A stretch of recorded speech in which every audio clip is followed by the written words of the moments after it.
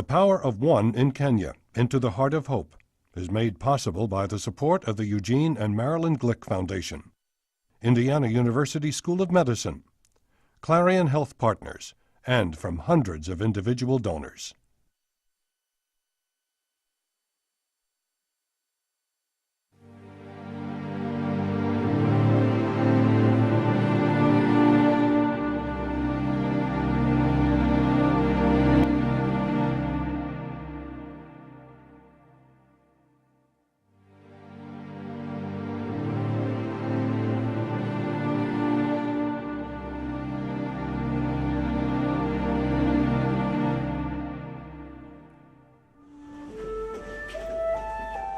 "11 individuals answered that question this way. So this is her home, right? Yeah, it is. Right here, and her business is out of here. They flew to Eldoret, Kenya, to meet, film, and talk to the people of that dying country in order to tell the stories of courage and hope that live alongside a disease that must not be allowed to win.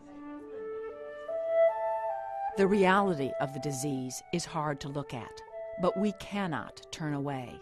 The impact on individuals and a continent cannot be dismissed as not our problem.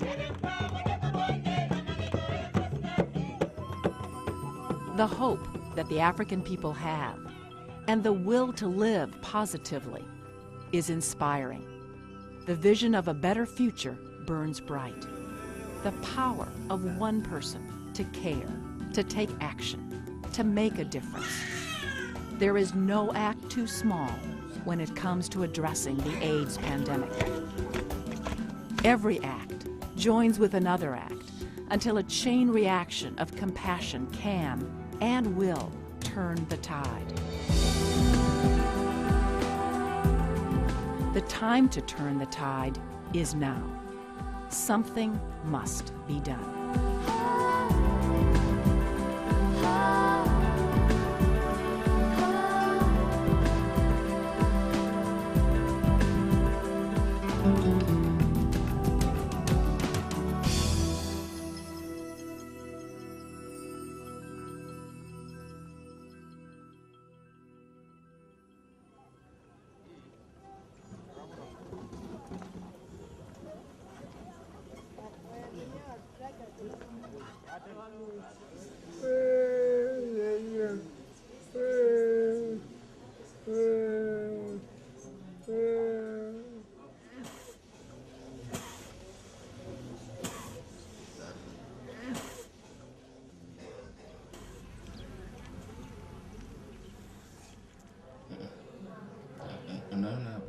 It's not just here in Webuye we are doing this. The rest of Kenya is still as dead as it was here before.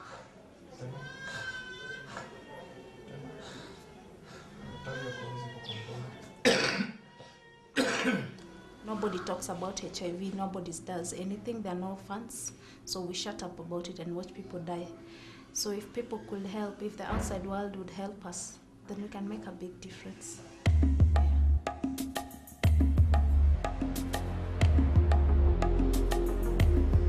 Sub-Saharan Africa is in trouble. AIDS has crashed the party in an historic, terrifying, and unimaginable way. Home to just over 10% of the world's population, this region of Africa has unwillingly swung its doors wide open to host over 60% of all people living with HIV. An estimated 3.1 million adults and children became infected with HIV during 2004.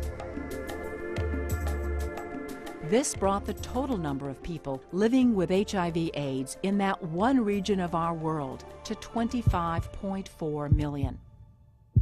And when they can no longer continue living, they are dying. AIDS-related diseases killed approximately 2.3 million Africans in 2004. There are an estimated 14 million orphans. That number is expected to reach 20 million by 2010. In the U.S., cancer, all types of cancer, killed nearly 564,000 Americans in 2004. We all know someone with cancer. It is a devastating disease, and the impact it has on families here is not to be dismissed. And yet, imagine knowing more than 3 times as many people who die every day. In Africa, AIDS is killing 6,500 men, women, and children every day. 6,500. That's 5,000 more who fall to AIDS than fall to cancer in the U.S. on a daily basis. 5,000 is the equivalent of the population of small U.S. towns like Rensselaer, Indiana, Flora, Illinois, Mayflower Village, California, New Holland, Pennsylvania, St. Augustine South, Florida, and Paola, Kansas. Imagine one small town, population 5,000, disappearing off the face of the earth, day after day after day.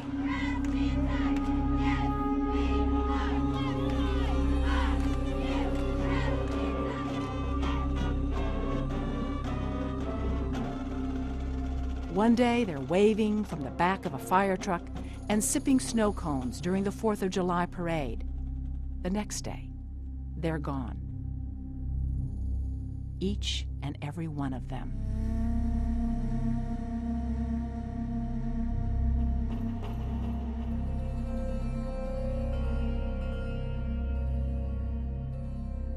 AIDS is having a party in Africa, and everyone is invited.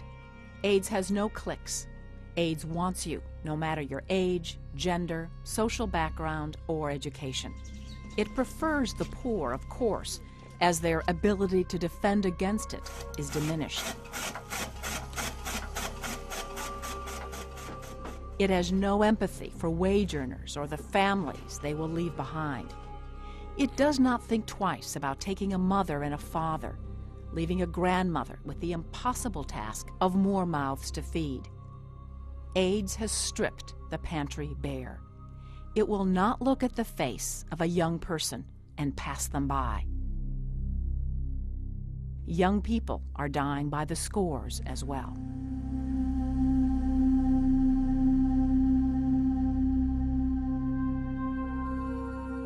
Kenya's losing about 700 young people every day. That's like 2 fully packed 747s going down every day, day after day in Kenyan society, carrying with it the young people. This is unlike any other epidemic. It's a triple hit. It not only takes the youth away, but it leaves the children without parents, and it leaves the elderly without the support systems they counted on in their retirement. It just devastates a society. Their journey with AIDS begins somewhere. For the woman whose husband had many friends outside their marriage, it began when he infected her, and she had no idea that she was now host to a deadly virus. As he became sick, and then she became sick, she knew she needed to get tested. In previous years, the knowledge that she was HIV positive would do her no good because there was only one prognosis: death.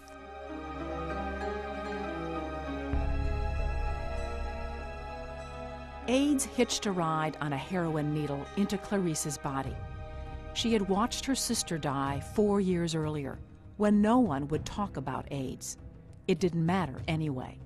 There were few drugs available, no money, no help. Stigma, stigma everywhere. Nothing good to think. What could we have done? We couldn't have afforded drugs. And it was like, you're HIV positive, you are going to die. So you sit, wait, and die. Iko uchungu mzee? Okay. He has a big spleen. What we were doing for these patients is just watch them die. You know, you make a diagnosis, what we used to tell them, call the relatives, tell them your patient is HIV positive. Can you take him home to go and die?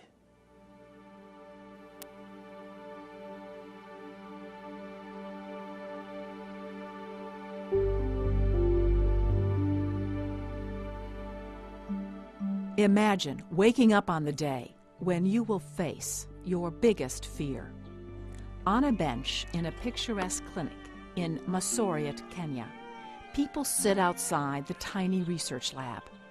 Inside, their futures hang in the balance. One by one, they go into the lab, leave a vial of blood, come back out to wait. Rather like a woman waiting at the doctor's office to find out if she is with child or not with child. These people are waiting to see if they are with HIV or not with HIV, pregnant with the AIDS fetus. Having watched so many before them go home and die, you can imagine how this feels. Or can you?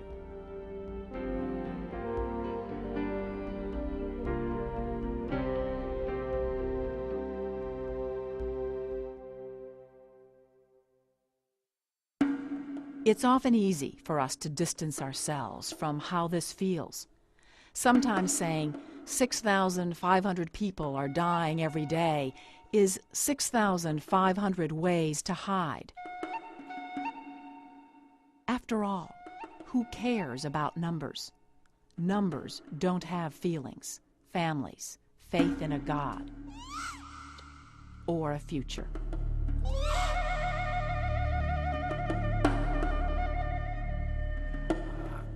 I think they need to know, tell the sister, we just tested for HIV and the test came back positive. Statistics can depersonalize a deeply personal issue, rob it of a face and a name. When yet another patient was brought into the Masoriat Rural Health Clinic, she could have been looked at as patient number 19, just another Kenyan early morning at the clinic statistic. But that patient, who sat with a relative in a tiny room and heard for the first time that her lab results showed she was HIV positive, that wasn't the morning patient number 19 found out she had AIDS. That was the morning a 30-year-old mother of 2 found out she had AIDS. Her name, by the way, is Sophia, a face and a name, not a number. The stories are everywhere. Africa tried for so long to ignore AIDS, but it would not be ignored. Stigma fed it. Poverty watered it. Culture embraced it. And one person at a time, millions are falling prey to it.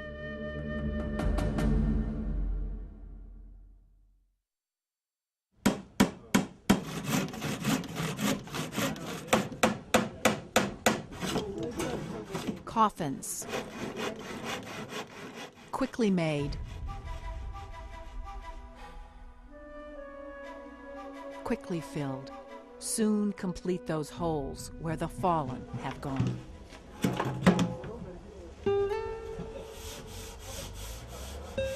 Elijah is a carpenter in Eldoret, Kenya. Elijah used to make his living handcrafting guitars. Now he makes his living from the dying, having traded the manufacture of guitars for the creation of coffins.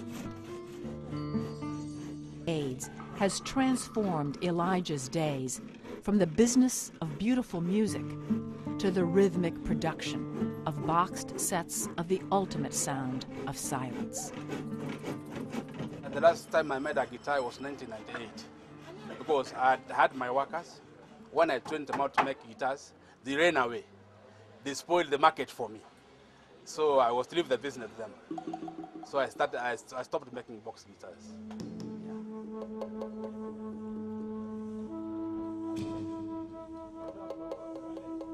It was never Elijah's goal to be a coffin maker. Supply and demand, though, is a powerful incentive, as is customer commitment. It's a time I could sell about 5 to 6 coffins per day because of this epidemic, these AIDS. Death is a certain business. Thanks to AIDS, death is a thriving business. And while Elijah may end up making money, he would never say he profited from death as a customer. It is not even a marriage of convenience. It is a marriage of inconvenience that Elijah endures until the happy day when he sees his business partner retreating, defeated at last. That day is not yet here. Not yet. And so the right atrial enlargement tends to give a peaked P wave. A partnership that would ultimately have a huge impact on AIDS in Africa was forged in 1990. She doesn't have voltage criteria. Initially begun as a medical faculty, residency, and student exchange program, the IU Kenya Partnership was founded between the Indiana University School of Medicine, located in the United States in Indianapolis, and Moi University Faculty Health Sciences in Eldoret, Kenya. 15 years later, approximately 50 IU medical students and residents travel a well-worn path between America and Africa each year. As the students from the US coming this way, our patients are much more sick. They have the signs that students would like to learn to see, and they see a lot of that here. So both ways, I think there is a lot of mutual benefit and a lot of learning. There's an opacification on the right side middle lobe. So what do you think about it? A working model called AMPATH, Academic Model for the Prevention and Treatment of HIV/AIDS, was established. The program leads with care, treatment, and reaching the sick partner successfully with teaching and research.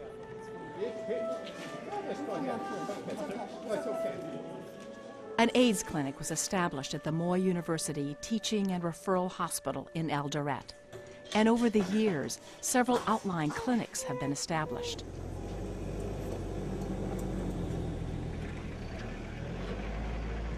Leading with care means going where the people are. Transportation is one of many issues facing the sick and poor.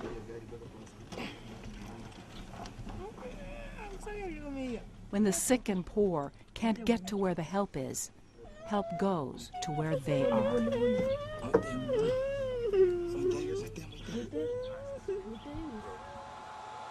Here in Mosoriot, we are one of the national sentinel sites for HIV. We normally get 150 to 200 patients per week, but at times it can go beyond that. It's early here at the health clinic at Mosoriot, and the benches are empty. But later the benches will be filled with people waiting to get a piece of paper here from the laboratory. On that piece of paper is potentially life-changing information.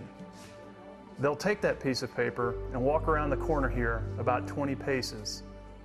They'll hand it to a doctor who in all likelihood will tell them they're HIV positive. Day after day, all ages and stages of the sick come to see the doctors.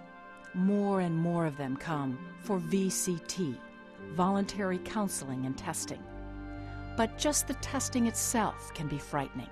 Imagine buying a life or death lottery ticket and having the guts to actually scratch off and discover the results. The nonstop cough that's been racking your body for 9 months, coupled with your inability to eat, make your hands shake. You have a pretty good idea what lies underneath the thin silver film that, once lifted, lays bare the truths of denial and reality. The impact of men and women being HIV positive has been devastating to Africa's society, as it affects mainly men and women between the ages of 18 and 50. Wage earners and primary caregivers are simply gone. AIDS has had a glacial effect on Africa, flowing over the land and changing the face of it forever.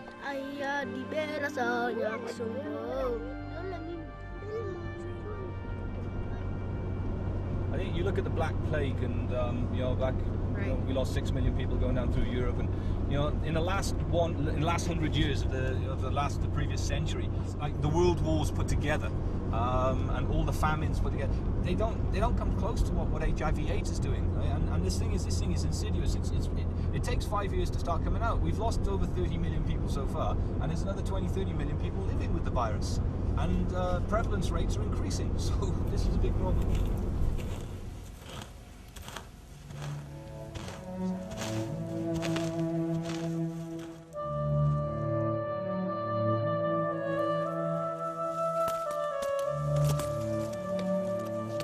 Steve Lewis runs HHI, or Heart and Harvest Initiative, better known as the Ampath Farm.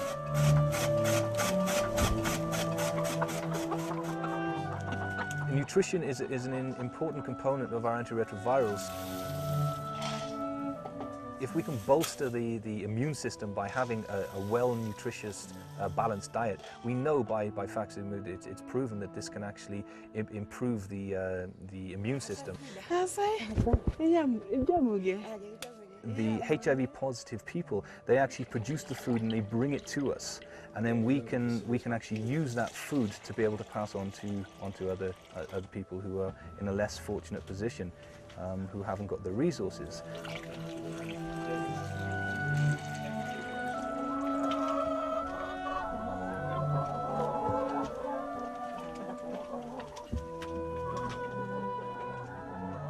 We're looking at trying to provide solutions by Kenyans for Kenya in Kenya. If you give a man a fish, he'll eat for a day. If you teach a man how to fish, he'll eat for the rest of his life. We have to look at building this nation to be self-sufficient and to actually become a donor itself.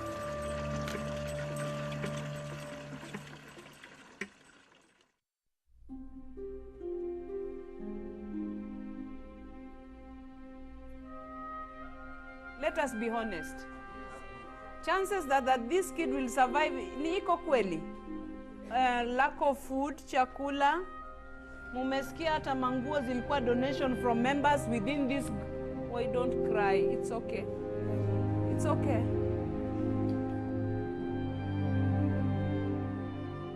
Behind the staggering statistics about orphans is the staggering reality of the orphans themselves. Certainly there is a tragedy in the filling of coffins. But after yet another last shovel of dirt has been placed on yet another grave, what happens to the children left behind?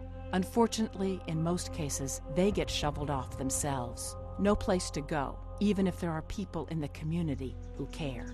The African infrastructure has also fallen prey to AIDS. The working class is dying, leaving the elderly and the very young to fend for each other or just for themselves. Everyone is pushed, pushed, pushed to their personal max and beyond.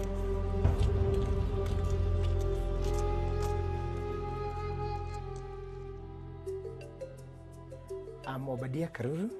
I'm HIV positive and I'm living positively. I'm Rosa Kini Okello. I'm 27 years old. I'm HIV positive and I'm living positively. My name is Daniel. I'm HIV positive and I'm living positively. Well, I would like for America to just know, and not only to know but to care. It would be wonderful for being able to resolve the problems we see in Africa if I knew that the people of America knew and cared about what was happening here. Umekuja na mafuta. I see I'm not alone in life. There are so many people, and now we join our hearts together to work together. By love, we see there's hope for us. If we love each other, comfort each other's heart, there's more time for us. More time is exactly what HIV-positive people need, and little by little they are getting it. Through private donations and government grants, antiretrovirals are increasingly available. Antiretrovirals are drugs specifically designed to block the action of retroviruses, a very rudimentary type of virus, of which HIV is the most notorious. Antiretroviral drugs have succeeded in transforming HIV from a death sentence into a chronic but apparently stable condition. The vast majority of HIV patients taking the latest combination treatments survive at least a decade.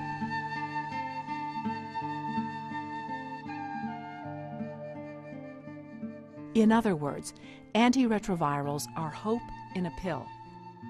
Getting everyone a prescription for hope has been the tricky part. But that's changing.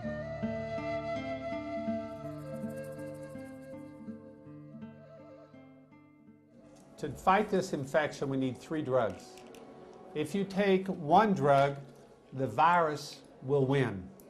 If you take 2 drugs, the virus will win. You have to take 3 drugs, and then you will win. As the word spreads that winning is now an option, hope becomes nearly as infectious as the disease itself. When death was a certain prognosis, there was no reason to hope. There was also no reason to fight against the stigma that enables AIDS to spread. If you were going to die, why tell anyone you had AIDS? Why open yourself up to the loss of family, friends, job, community standing, reputation? Once I tell people I'm HIV positive, I lack friends who will give me some money to eat. I lack somebody to employ me. So that makes one to hide his or her status so that he can get what? An opportunity, job opportunity. In 1999, Daniel Oching was a 5th-year medical student at Moy University when he was diagnosed as HIV positive. He began losing the vision in his right eye. He knew the doctors from the Indiana University, Moy University Partnership, which had grown from a medical student exchange program into a robust, cutting-edge, influential Kenyan medical initiative. While Daniel's vision was becoming blurred, his plight helped focus the IU doctors' mission, and Daniel became the IU Kenya program's first AIDS patient. He was, unfortunately, just another in a long line of stigma victims. By then, nobody was talking about HIV/AIDS, and it's like, even me, after I was diagnosed, I didn't tell anybody that I was HIV positive. I kept it between me and my counselor. After some time, I told a friend, but my family still didn't know. And then the second time when I was admitted, then I allowed the counselor to tell my mother about it. Then after I was discharged, I was going to stay in a private hostel somewhere, but I think they looked at me and I was still weak, and they just thought I had HIV/AIDS, and the people who were staying there threw me out. They could not stand me staying in that hostel, so that's when I had to come to stay in the IU compound. A donor from the U.S. came to Daniel's rescue, providing the funding to purchase antiretroviral drugs for Daniel and ultimately a trip to the U.S. for surgery. Before the beginning of treatment, Daniel nearly lost the vision in both eyes, dropped 1/3 of his body weight, and was unable to complete his medical degree. But Daniel was saved by 4 Ds: donors, doctors, drugs, and finally, Daniel himself. His dreams of a medical career behind him, Daniel chose to learn from his experience and help others have the will and the hope to live. He founded AIM, or AIDS Initiated Movement, which is an AMPATH-sponsored program encouraging positive living. Living positively, I can say, means after someone has been diagnosed, there are those steps, those activities that somebody who has been diagnosed with HIV can carry out so that they may be able to live a more productive, a more healthier, and a much longer life. She's Gladys. Her mother is down with AIDS. AIM's aim is not only to teach healthier ways to live, but to support one another and break down the devastating effects of stigma.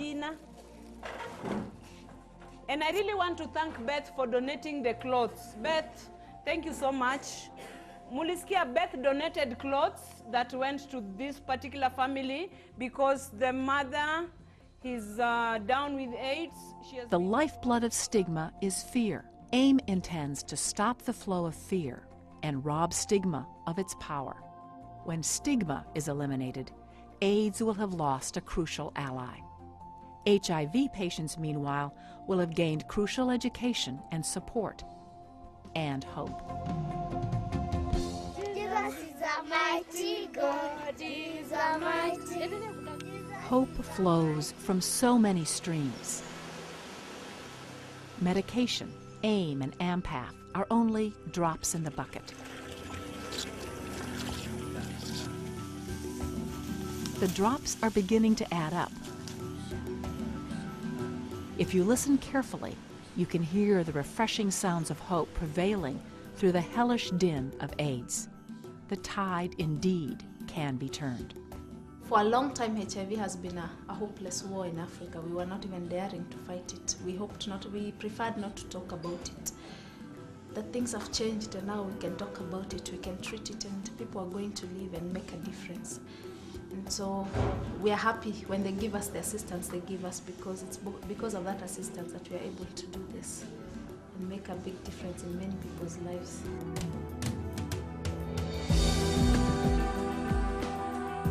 Making a big difference in many people's lives may look like medicine and doctors and government grants. Look deeper. That's care you're seeing in capsule form. That's hope over there. Building the walls of an AIDS clinic. That's love. Wearing a white lab jacket and hearing the heart more clearly than any stethoscope ever could. It takes love, care, and hope to change what's happening in Africa. One person at a time, it is starting to happen.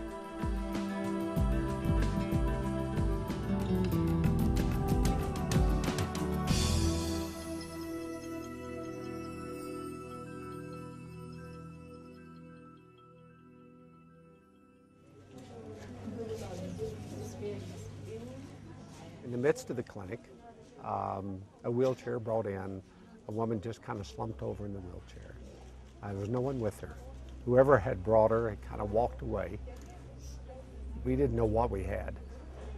As we got a little history from her, we found out she had come probably 2.5 to 3 hours to the Masoriot Clinic because they heard that there was someone there that could see her. I told her, she had a blood pressure of 50, she was in shock, just totally wasted. And I told her that we didn't want to let her go. You okay?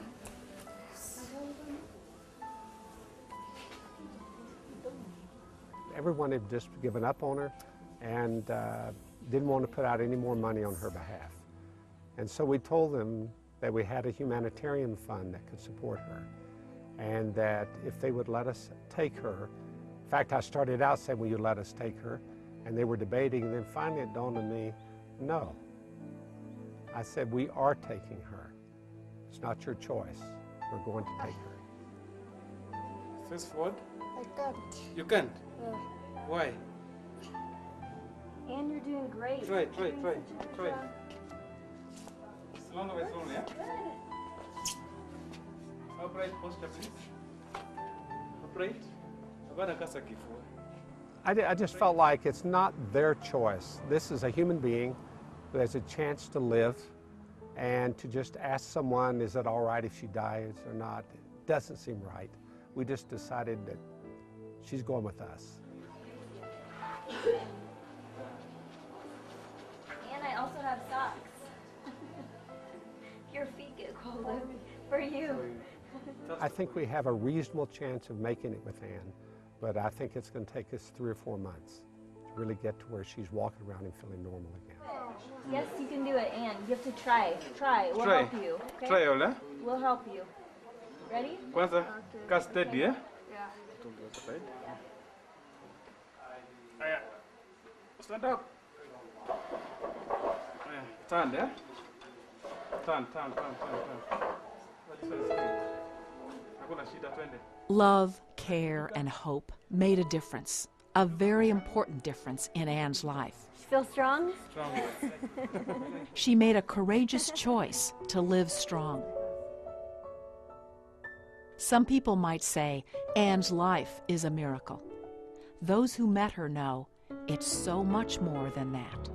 Dignity. I think it's very important that someone has dignity and self-respect. This business of living positively, of am I just going to go into the corner and curl up and die, or am I going to live positively, have self-respect, have dignity, provide for my family, provide for myself, and realize that yes, I have a problem here, but with love, with care, with support, with mechanisms around me, then I can actually, I can move on and still function as a human being, a contributing member of society.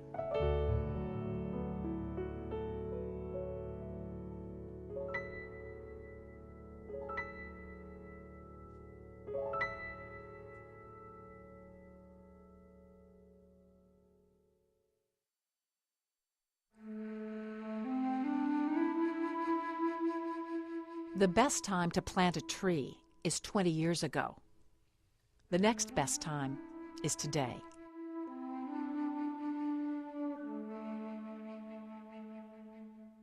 There is no doubt that if the work of planting trees of hope and weeding out ignorance and stigma had begun 20 years ago, thousands upon thousands of lives would have been saved. Vision is best served, however, not by looking in the rearview mirror, but by focusing from the here and now with a forward view. If AIDS has rooted itself in Africa as a forest of devastation, then those with a vision to plant trees of hope now need only to have patience to realize this tangible goal, the day when you can't see the forest for the trees.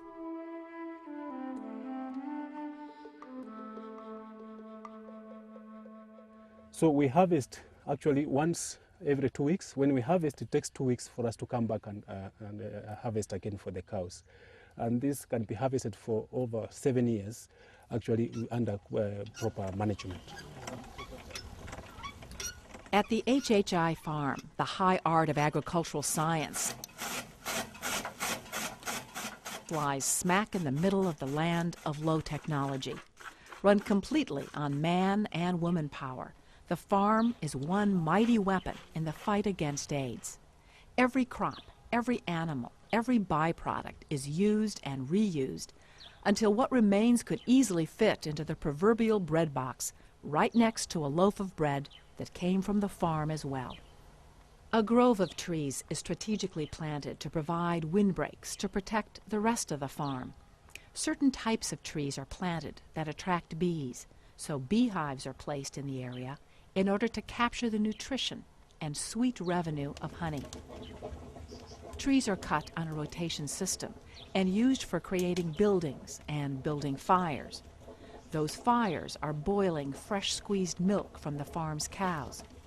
Other cow byproducts, urine and feces, are siphoned and scooped and saved for fertilizer or turned into another heat source. Like what it produces, the farm's goals are multi-layered. Steve Lewis, with an agricultural degree and a heart of gold, started HHI in partnership with AMPATH and Dr. Joe Mamlin. The major focus of the farm is threefold. Number one is production. Number two is education on that production, so it has to be of a low-cost basis so that people can actually implement this technology back at their home. And thirdly is education with stigma, trying to break stigma within the community, of trying to educate people of the issues of HIV and AIDS, and also on prevention activities, as well as living positively with the virus. So the farm really serves as three major components that bring benefits to not only the patients, but to the local community. What the doctors in the IU Kenya program had the vision to see was not only the need for immediate treatment of HIV-positive patients with drugs. You can begin with the maziwa lala or yogurt. But for nutrition and education. Medication cannot work wonders on a skeleton.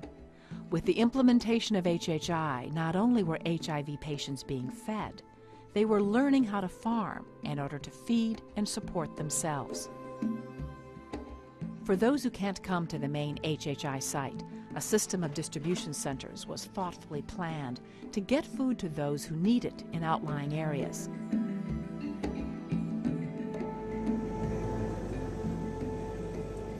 Getting there is not easy, but for those committed to getting Kenya back on its feet, the discomfort, or sometimes the adventure, of traveling nearly impassable roads is a small price to pay for the large rewards it reaps for hungry families.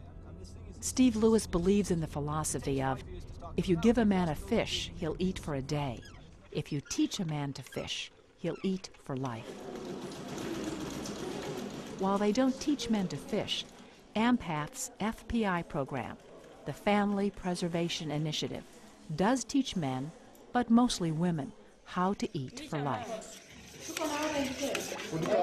FPI is Home Ec 101 and Business 101 rolled into one, with a dash of social work and counseling thrown in for good measure. Clients tend to have gotten poor through one of two factors. Either they have been poor all of their lives, or the stigma and illness of HIV/AIDS brought them to lose their jobs and their livelihood. In Kenya, the few available jobs may suddenly become unavailable to someone suspected of having the virus. In a country where unemployment approaches 60%, HIV is a significant hurdle to self-sufficiency, economic security, and life itself. God is my healer, he will never ever fail. The vision of FPI is to change that. In 2004, the pilot year, the program capped enrollment at 100 individuals. Their target enrollment is 4,500 to 6,000 people by the end of 2008. Rural satellite locations have already opened in order to reach more clients. The program is life-changing, especially for women who have been abandoned by their husbands, either through death or simply by turning their backs and walking out the door. Yeah, I find it so happy and great when I find them succeeding, like the ones making the beads. They make money, they support themselves, and since they are living positive lives with the virus in themselves, I find it so a joy to me because they become successful, they support themselves, they live a happy life, we share many things with them, and they have a future. That is our joy. When we first heard of the HIV positive, people took it as a killer disease.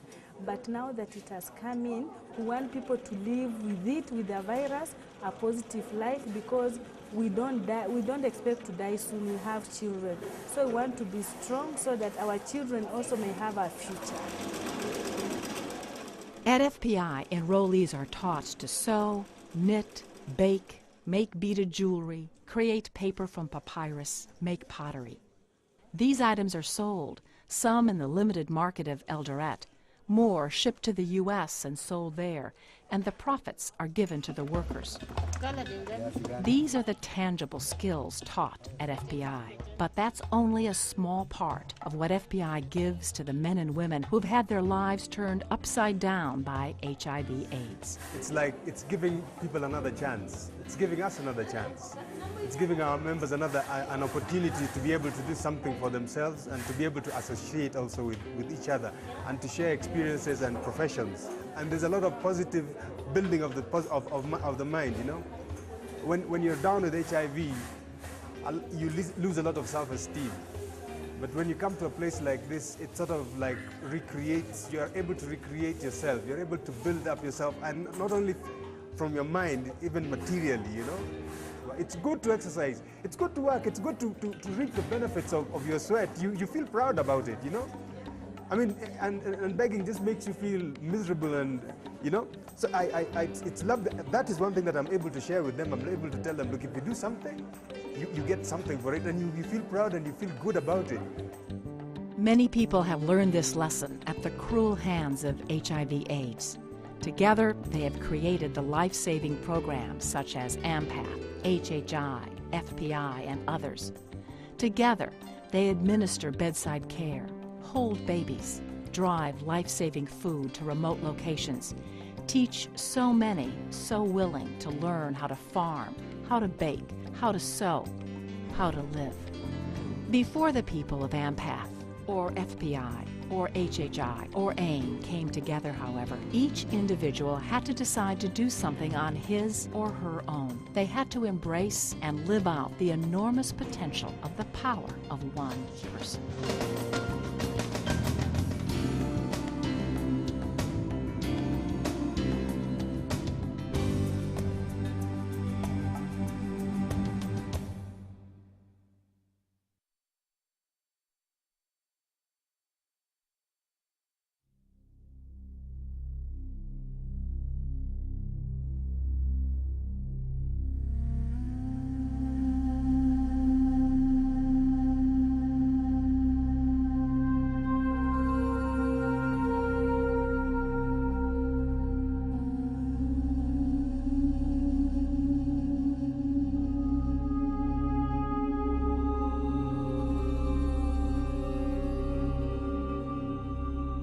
The November 7, 2005 issue of Time magazine ran an article addressing global health entitled Saving One Life at a Time, stating that 6 million children and even more adults die unnecessarily every day.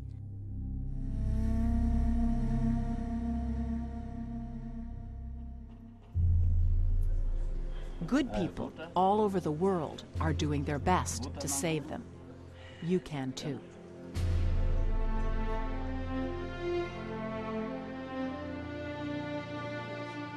Dr. Joe Mamlin is one of those good people, quietly doing his best to save them. He believes in the power of one, because good people doing their best is what he sees making a difference every day. I think that's all that can make a difference. I've been unimpressed by what's come out of major national workshops, strategic plans, all kinds of strategies in terms of how to deal with things. I haven't seen anyone get treated by that. The differences that I see in Kenya that give me hope are things done by individuals. Yes, it's one person at a time. Joe was first in Kenya for 1 year back in 1992, where he served as the team leader. He went back in the year 2000 only to discover that he was in the middle of a horrific pandemic called HIV and AIDS. And the question loomed as to how Joe and the IU School of Medicine and Moi University Faculty of Health Sciences would respond. One option was to kind of turn a deaf ear to the problem and a deaf ear to the cries. But that would then serve to do nothing more than invalidate why people wanted to become doctors and why they wanted to go into medicine. So Joe, along with Bob Einters, the director of the program, made a conscious decision to do something about the pandemic in Kenya. Consequently, a program was launched to raise money, which was to be used to help build an AMPATH center, an HIV center for outpatient care of those people afflicted with HIV and AIDS. Our faculty here practice in small offices all over town in order to do their practice. And one of my dreams is to be able to have space to pull the faculty back on campus so they can be near the students and near our patients and so forth. And now I have a floor that I can offer the faculty. If they want it, they can come back on campus and have a group practice here on campus, which would be nice. Joe Mamlin is the real deal. He is a man that is true to his vision. He's true to his Hippocratic oath. He is true to his care of his fellow man.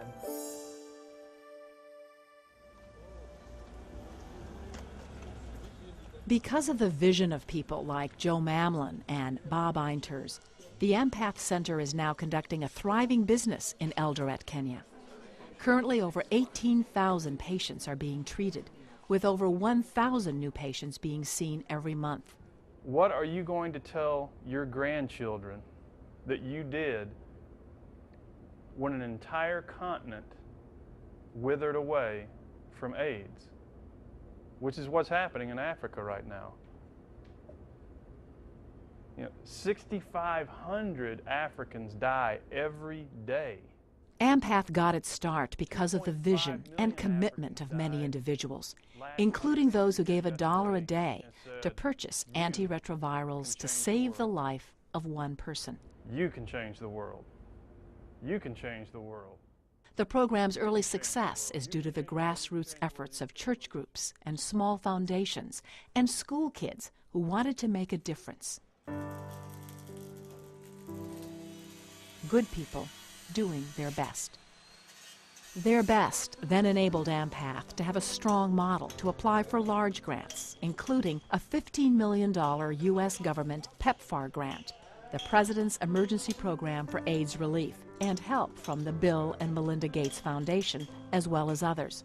Those dollars have made possible not only the creation of the AMPATH Center, but a tidal wave of relief spreading out to where it is needed in the form of 11 rural clinics. We have all the drugs. Do not hesitate now to start anyone on drugs that meet our criteria. If you see someone with a CD4 of 199, start them immediately on drugs. We have whatever we need to move forward. Like the song says, the hip bone's connected to the thigh bone's connected to the knee bone's connected to the ankle bone. Every coin emptied out of a child's piggy bank to buy medicine for a sick person they didn't even know has become part of a connectedness of caring that formed the skeletal structure of AMPATH, which is now a Kenyan backbone providing life for the dying.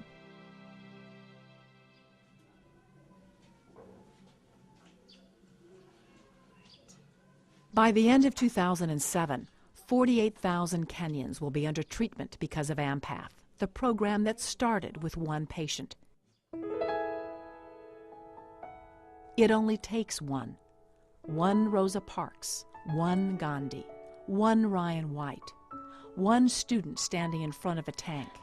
So when you are in these stages, this one is in what we The power of one isn't reserved for those who have money, brilliant insights, or special gifts. The power is in each of us who has a passion to right a wrong, to help a friend or a stranger, to live out loving your neighbor as yourself. The power of one, through shared vision, can become the power of many who care, love, support, do. Good. It's good just to let her sit for a few minutes. AIDS had nearly taken Anne. Are your legs hurting right now? Unaweza kukimbia kwa video?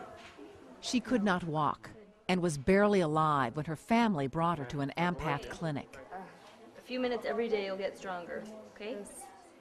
I brought you some stew and some rice for dinner, okay? Certainly food and medication helped bring Anne around. But if you look in her eyes, you will find reflected there what the fatigue of the rest of her body and the weakness of her legs do not show. Courage of heart, strength of soul, determination to live, the power of one. Good. Very good.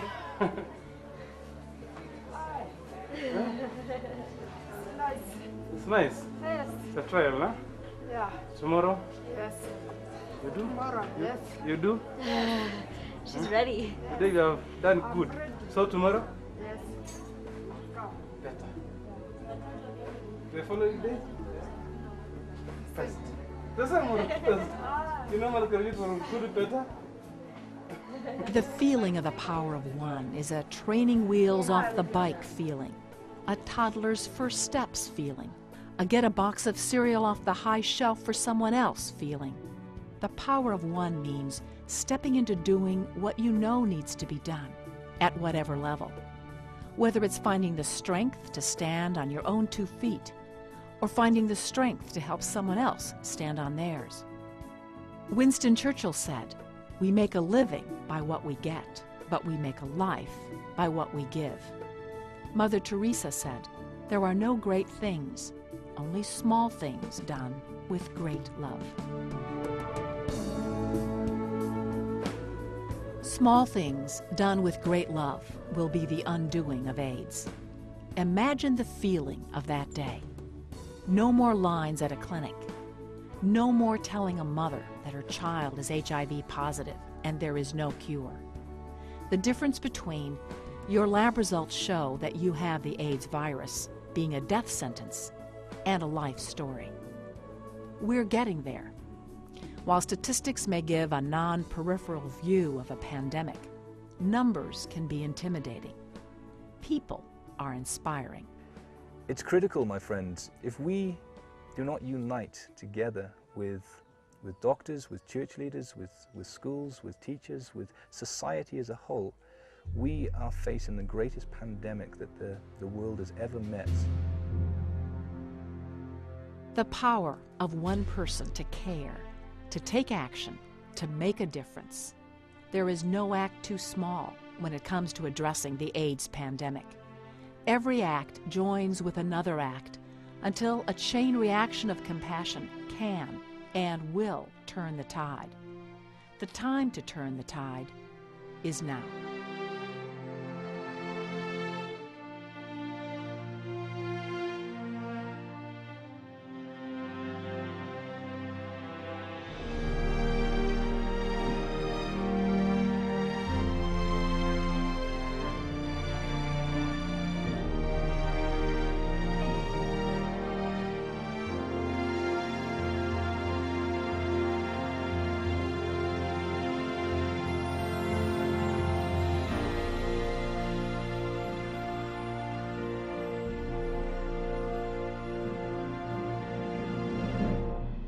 The Power of One in Kenya, Into the Heart of Hope, is made possible by the support of the Eugene and Marilyn Glick Foundation, Indiana University School of Medicine, Clarion Health Partners, and from hundreds of individual donors.